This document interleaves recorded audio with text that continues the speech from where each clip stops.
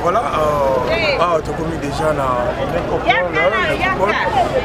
tu es aussi à papa na biso en tout cas. Merci d'abonner à la biso nyonso bola na biso na MK et Yokani télévision là. Ah tout ça déjà na cimetière tout kota tout comment sikoyo na nécropole en tout cas tout comment là. Il y a le bezati kaka bi besoin recommander biso tolela na ba obazolela en tout cas toleli na ndeko na biso mishu to baki to tikete tina suka na minute tout ça na nécropole to tika ndeko na biso en tout cas merci na baba cook au bazar partout dans le monde entier. Au baleli na biso pe na ndenge libanda ba soutenir biso ba tolanda ba live ba tolanda ba émission ba tolanda en tout cas merci na bino donc je compte na carte on tika papa na biso apema na paix en tout cas donc minga roloba ezate minga roloba ezate passe ba o ba kufela ba papa ba kufela ba boti ni ba koye ba passe en tout cas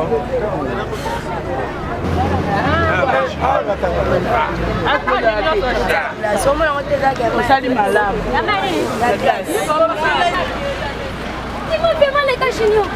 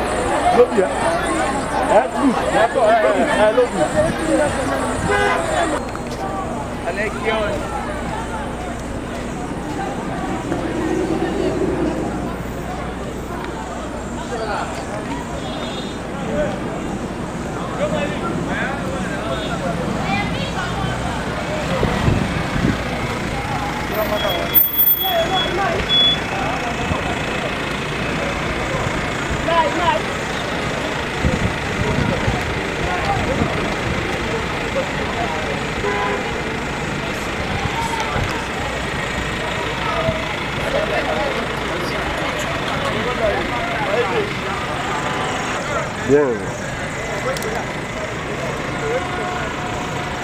Là, je ne peux pas là,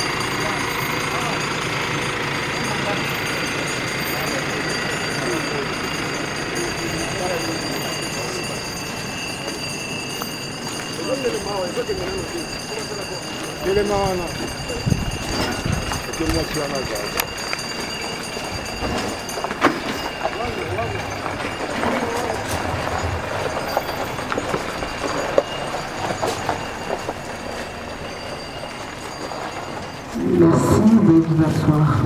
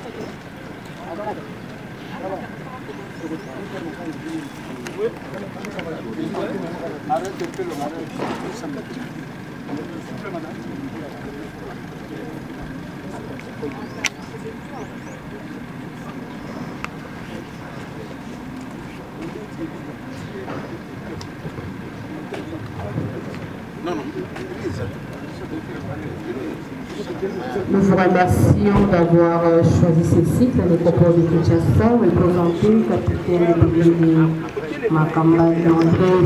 Dieu a donné, Dieu a repris. Ce qui vient pour la première fois, les installations hygiéniques sont là devant moi, réservées pour femmes. Et derrière, pour messieurs, j'introduis ce petit mot d'accueil. Par cette citation, je cite, si la paire de la mort arrêtait les hommes, vous n'auriez ni grand soldat, ni grand sportif. Fin de citation d'après Robert.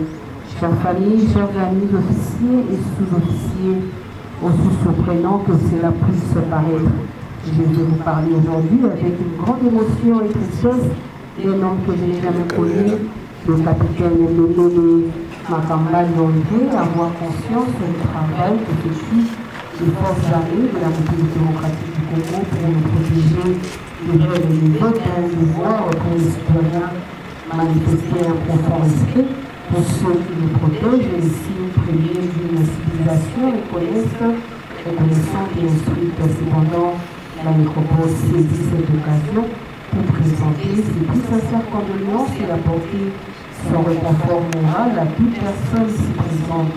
Cet ultime rassemblement sera pour nous l'occasion d'exprimer les émotions dans la dignité à l'image de ces défis, la vie du capitaine Ndolele.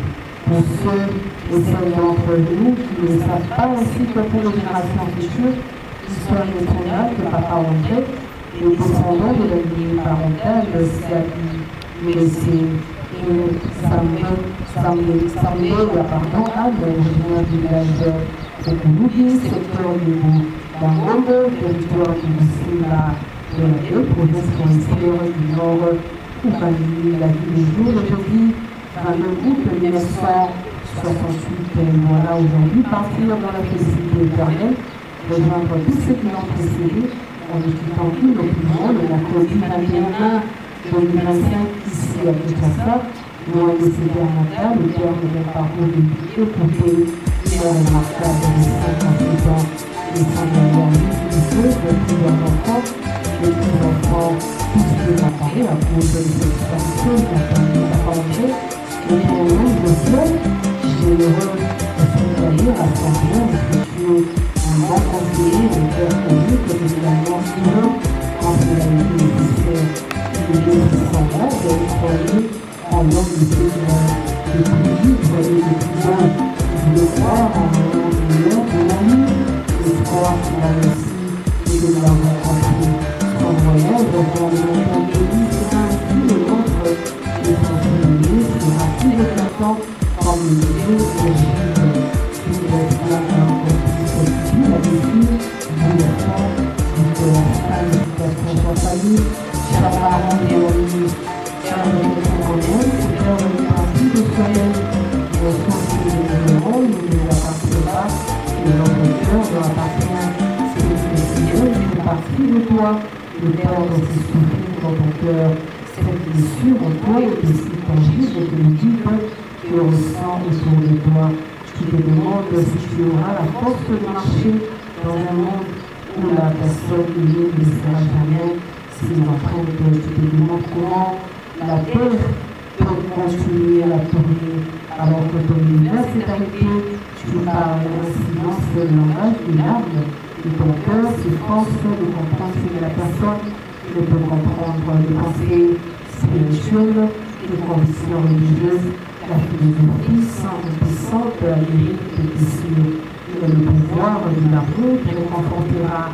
Tu trouveras l'amour dans le cœur de ceux qui t'entourent et qui se préoccupent de toi, ceux qui ont traversé le pays des larmes, où tu te perds aujourd'hui, te montreront le chemin. Le soleil s'élèvera chaque jour et chaque nuit. La lune et les étoiles brilleront dans le ciel. Fin de citation, chère famille. Rassuré par les affirmations précédentes, vous n'irez plus chercher Papa André à son domicile conjugal de l'avenue Amazon du bloc F, numéro 6, quartier de Muranga, dans la colline de Malima, et à la sortie du culte de dimanche, moins encore, à sa lieu de travail, car à cet instant, celui qu'on appelait affectueusement par ses enfants Violal, vient de changer d'adresse et de commune. Désormais, il reposera ici, à la métropole de Kinshasa, dans le quartier d'Italie, à l'église, au numéro 154 de la rue de Rêve. Je reprends la nouvelle adresse physique de notre très cher Papa André et désormais commune de l'ancienne quartier d'Italie, à l'église, au numéro 154 de la rue de Rêve. Ceci que vous reviendrez suivant non seulement les premiers août, journée aussi le moment RDC pour le rendre visite. Je vais faire ces postures au nom de toute l'équipe de la métropole et ses partenaires dans lequel je vis les doigts éclairants à vous sa famille ici présent de plus sincères condoléances. Maintenant que la séparation s'impose à notre pouvoir, nous allons à présent prendre congé de celui qu'on appelait Violal, tout en lui disant à l'unisson au revoir avec des messages et précieux empruntés à la chair à ses ancêtres et en Ouaka. Nous disons Papa André, le donner mon village. Je vous remercie.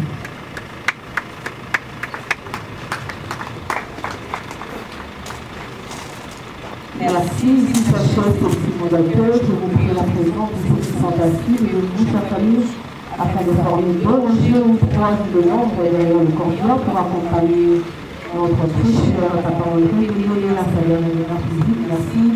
Et bon retour chez vous. Vous pouvez aussi vous plaît, si vous avez conféré sur place. Et je...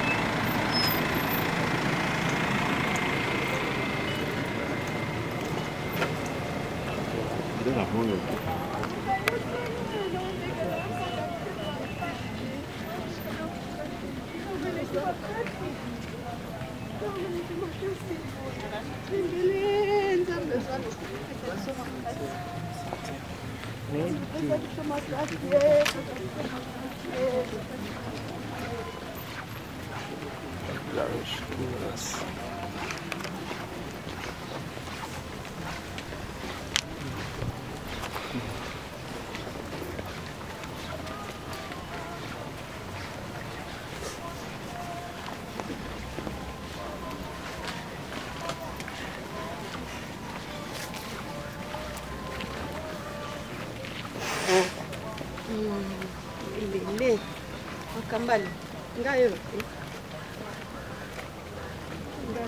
Sekali ya, tuh kita, no venga, no, año no venga.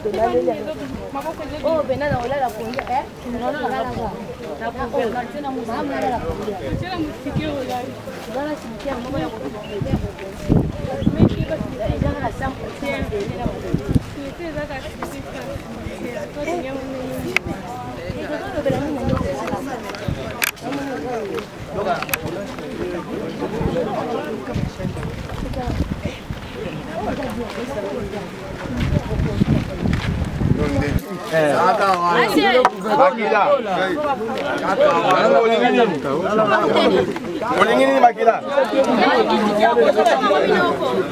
Tika uzonga mboka. Azalaka noko na yo.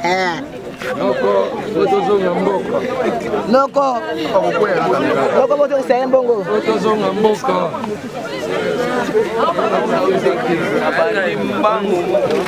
Malembe noko malembe noko.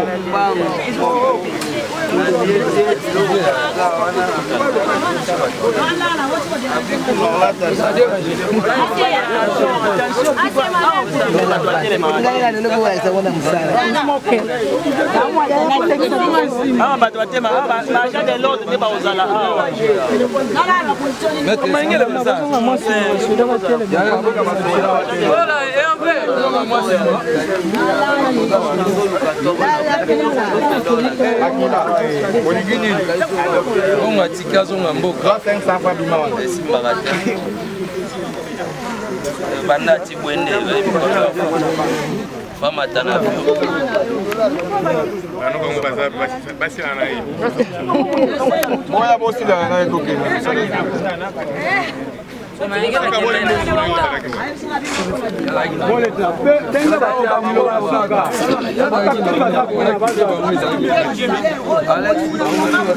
Baza wapi baya basu basa na makamala bako.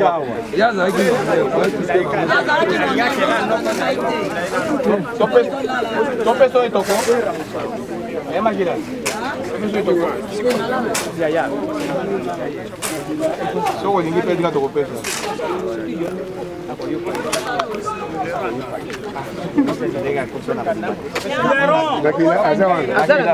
Makila. Tava jena go baya ukimate. Makila.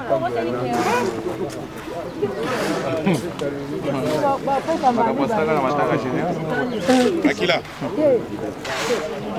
Makila. Alali pongi.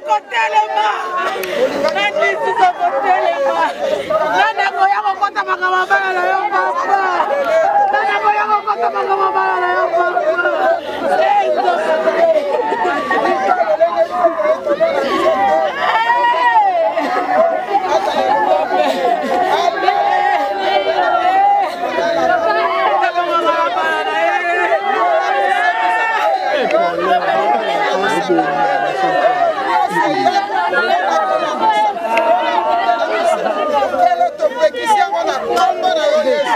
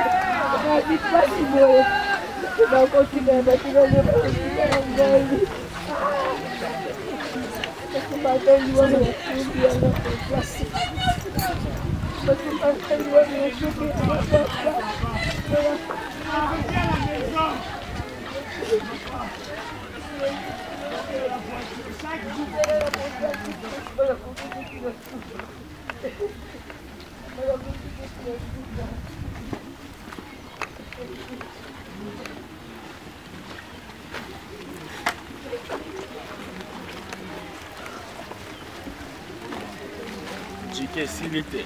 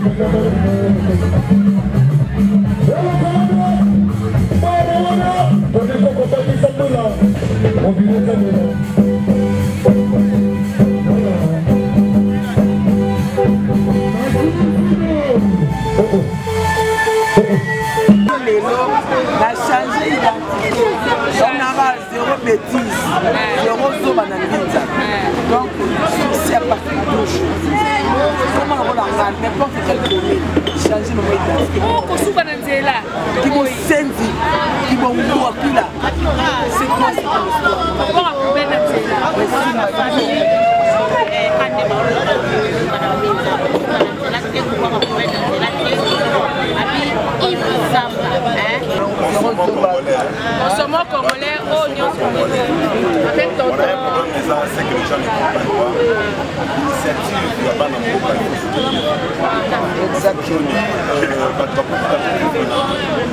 il y a complexe. C'est-à-dire, lui, il fait que oui, à mon un blanc, après ce mot de passe, pour Tata. Alors, consommons congolais. Moi, dans Mboka, Bongisa, Mboka. Moi, il y a une initiative au Yves Zambalo. Il y a zéro salité